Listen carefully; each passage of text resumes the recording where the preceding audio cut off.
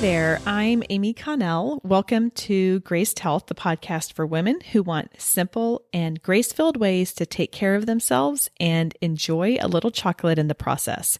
I'm a certified personal trainer and nutrition coach who wants you to know your eating, movement, and body don't have to be perfect. You just need to be able to do what you are called to do. Hey, welcome back. How was your summer? A little different this year, huh? I took the summer and tried to take a little time at the beginning of the summer and record little small segments called Ask the Trainer. I hope you have gotten a chance to listen to those. They were answers to questions you may have about your eating or movement or how they work together in about 5 minutes. I did that with the expectation that it would free up some time for me over the summer, and I am so glad I did. This summer turned into being a lot more busy than I planned on it. It was good, but of course that meant some other things fell through the cracks a little bit. So I am really excited to be back into the rhythm of recording and recording longer episodes and spending a little bit more time with you. Before we get into today's focus, which is strategies for resetting in uncertain times, if we even want to call it that, I thought I would give you a quick little 60-second recap of my summer, what went on. And then I also want to give you a couple different personal notes just for the podcast in general. So let's see if I can do this in 60 seconds. You know, I'm not very good in spending time and getting everything right at the right time. Anyway, okay, summer recap. So I coached 2 different teen fitness classes. I did a volleyball conditioning and then also a general teen fitness and conditioning. You'll hear more about that in episode 3 in a few weeks, but those were fantastic. It strangely exhausted my body during this coaching time, but it was weird because I wasn't working out a whole lot, but I was really, really active. And then the heat and the humidity just really did a number on me. I ended up with an overuse injury on my shoulder that I am nursing back. I found myself with an upper hamstring tear from sprinting and maybe not stretching enough, or maybe it's just because I'm 45, I'm not really sure. I drove 7.5 hours from the Houston area up to the Oklahoma City area to wish my mom a happy birthday, and I spent 2 nights there and drove back. That was the big trip of the summer. I earned my nutrition coach certification through NASM, which is also what holds my certified personal trainer. The only reason I say that is because you'll now hear me say I'm a nutrition coach. What am I planning on doing with that? Really nothing. I just needed my continuing education credits. And as far as nutrition goes, wasn't the best, wasn't the worst. You know, life goes on. I will reset, which is what we're talking about today. I'm not sure if I made that in 60 seconds. Let's just pretend I did. Okay, a couple personal notes.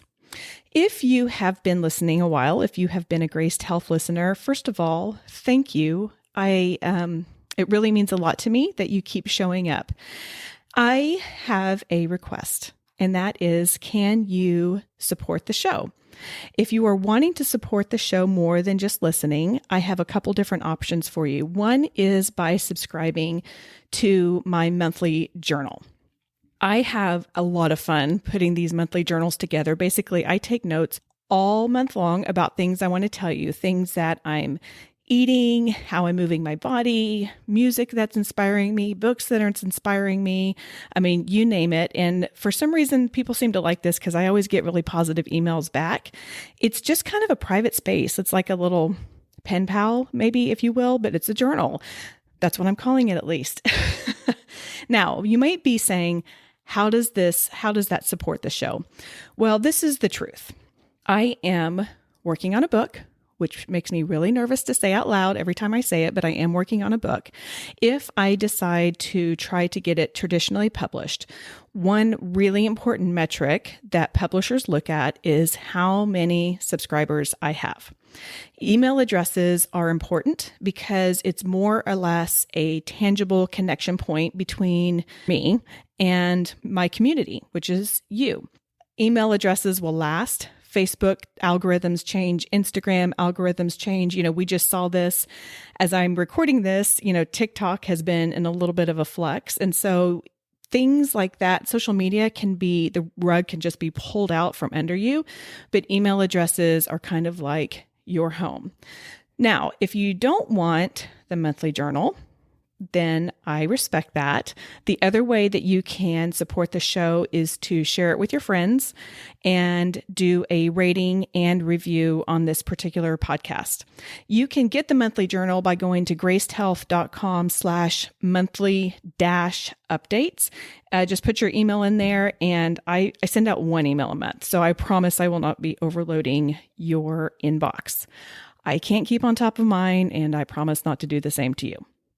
The second note I want to make is, like many of you, the racial injustice we have publicly seen over the past few months have deeply disturbed me. I recognize this is not the first. It has been going on for so many years. I have been on a journey for a while of understanding the American Black experience, and the last few months have really prompted me to double down on learning and figure out exactly how I can be an ally. I'm committed to being an ally to my Black sisters and brothers, but also want to be very intentional and authentic in how I do this. I'm just not a loud voice in pretty much anything. You don't see really strong voices coming from me on the socials. I have listened more than I've talked, and I'm trying to learn not only what I can do better, but also how to educate my children and raise awareness in them.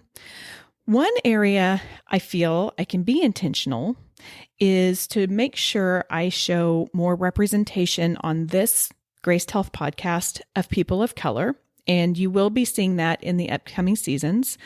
This season, which is a little bit of a menagerie of things, I do have, and next week, actually, you're going to hear a phenomenal conversation with Reverend Donna Owusu-Ansah, who you met in season 3. I think it was Finding Sermons on the Run. So if you want to go back and listen to hers in preparation for this, because I referenced something that we talked about, but we're going to be talking next week about racial bias in the health industry. I will stay in this health umbrella no matter what. Next season, I'm speaking with fitness professionals who teach classes in their culture of origin. This is something that has been swimming around in my head, believe it or not, since like last January. And I'll tell you a little bit more about that when that season starts. After that, I will be bringing experts who happen to have more melanin in their skin to discuss whatever the season's topic is, because it's important to me to have a wider voice than my own white one. I am certainly not an expert, and the focuses and the subject matters that we're going to be talking about are definitely above my pay grade. So I just want to make sure that I'm showing representation on this podcast. Like I said, this season, we've got a menagerie of episodes. We have a lot of different ones because I'm just kind of trying to catch up from all of the different episodes I wanted to do this summer, but didn't. And next season does return with a focus. Okay, I think we're caught up.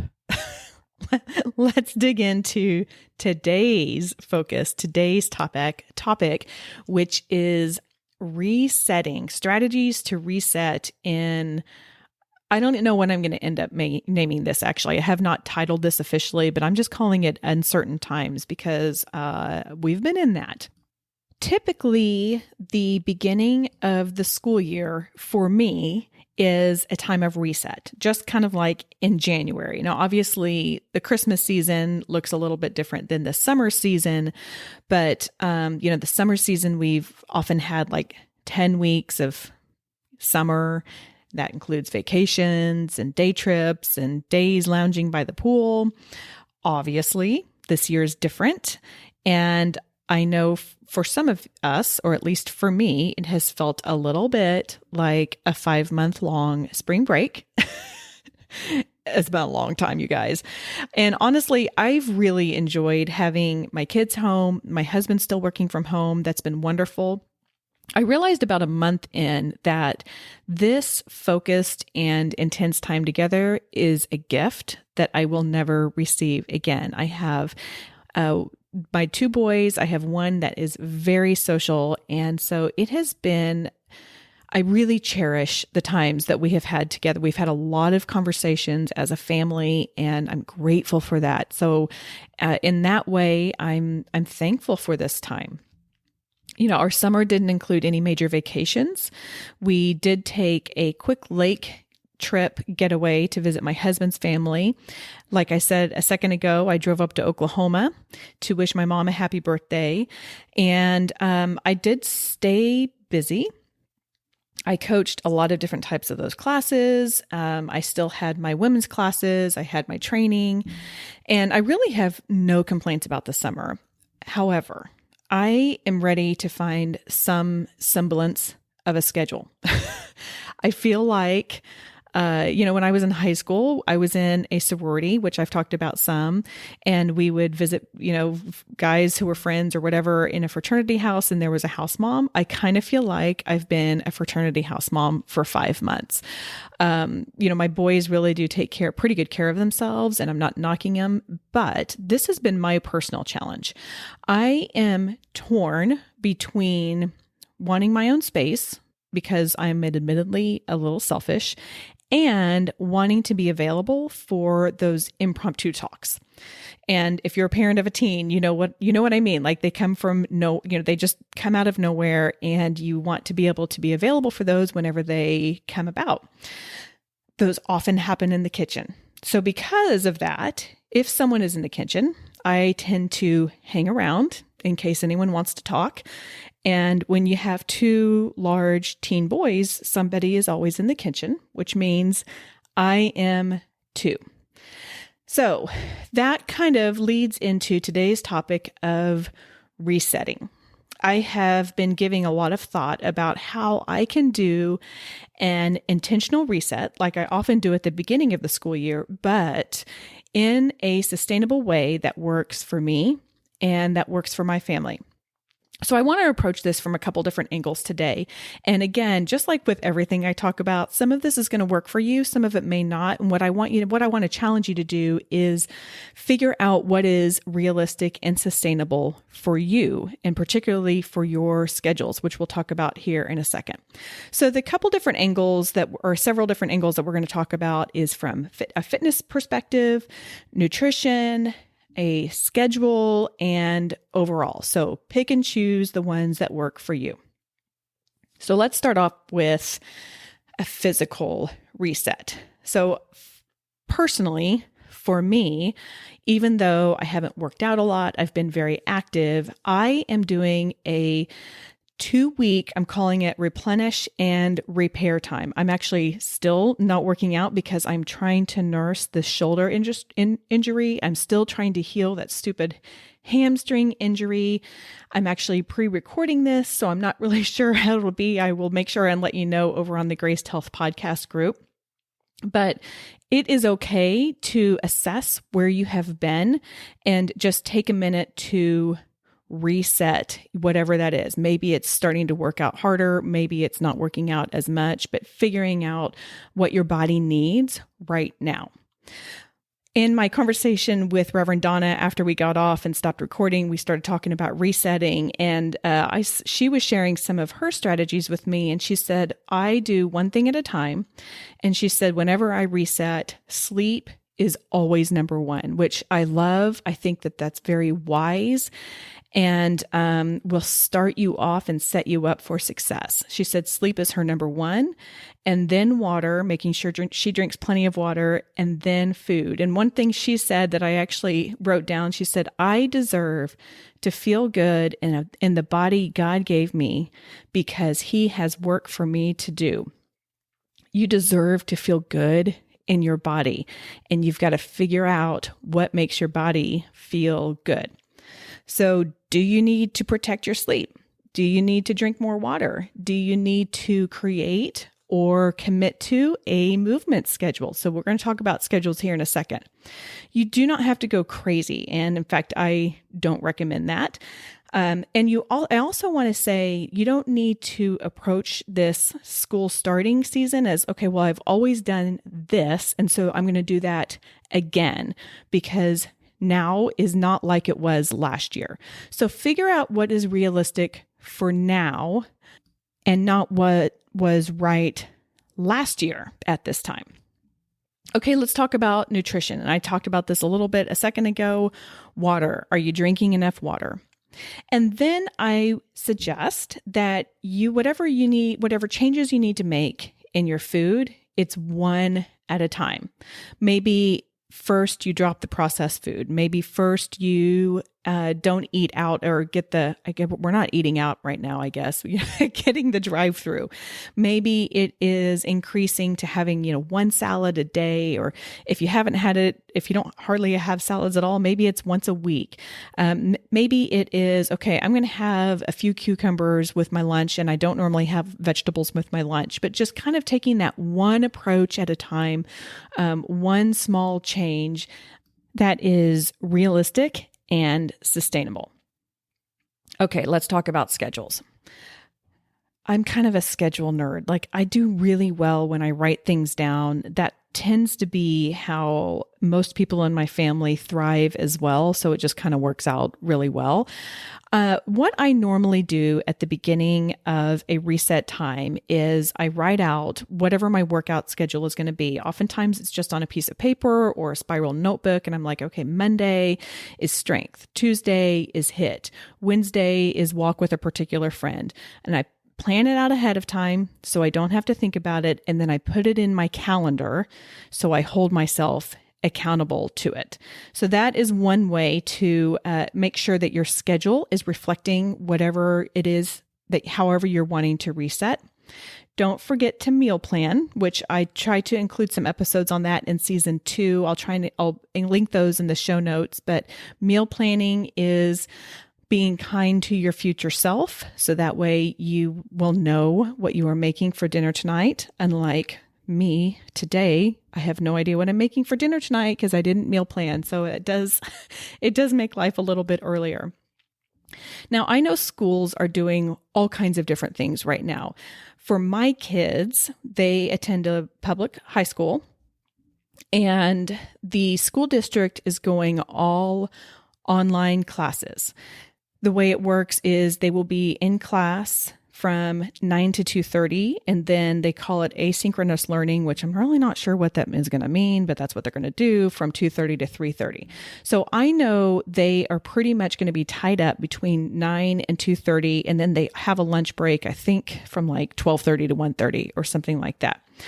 So what I've been doing is trying to figure out how to create my own boundaries as well as set expectations.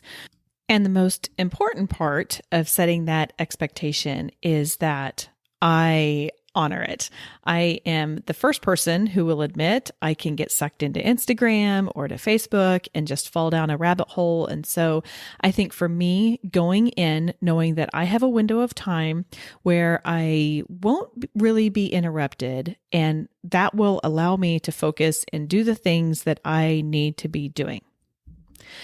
Okay, now, so we've talked about physical resets, we've talked about nutrition resets, we've talked about schedules, and now let's just kind of talk about it from an overall perspective, because again, I think it's really easy to take these periods of time, like at the beginning of the year, whether it's the school year or the calendar year, and say, this is how it's going to be, and this is what I'm going to do for a really long time. And perhaps that's not how we need to approach this reset this year.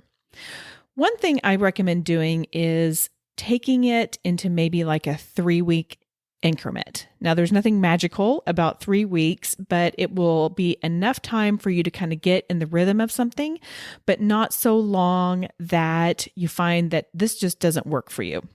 you can take a different intention with every 3 weeks. So maybe from a physical or working out perspective, maybe it's like, you know what? Okay, I want to focus on strength training for 3 weeks. And then I want to talk about HIIT training, which if you're new to HIIT training, make sure you go back and listen to that episode because I do give a little bit of parameters around that.